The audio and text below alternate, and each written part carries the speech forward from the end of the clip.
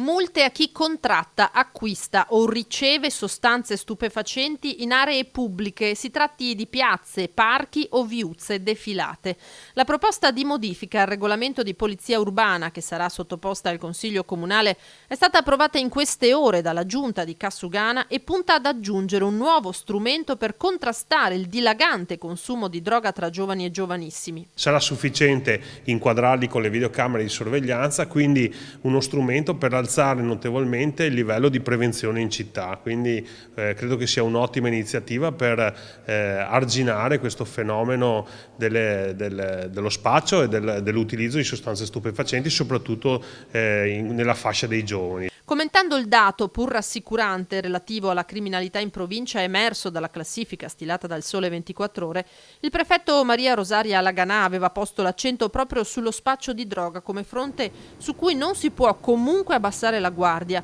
Treviso isola felice, ma non in tema di stupefacenti. È un mondo questo dell'uso di sostanze che sia perché riguarda fasce molto giovani di persone che ne fanno uso, sia per tutte le implicazioni possibili, che veramente ci induce ad accelerare anche su quelle che sono le attività di tipo preventivo anche a livello culturale, perché effettivamente è un mondo che ancora richiede un particolare impegno. E il comune capoluogo fa la sua parte, prendendo di mira anche chi contratta o acquista dosi. Rischia una sanzione di 400 euro, quindi una sanzione anche abbastanza pesante da un punto di vista economico, però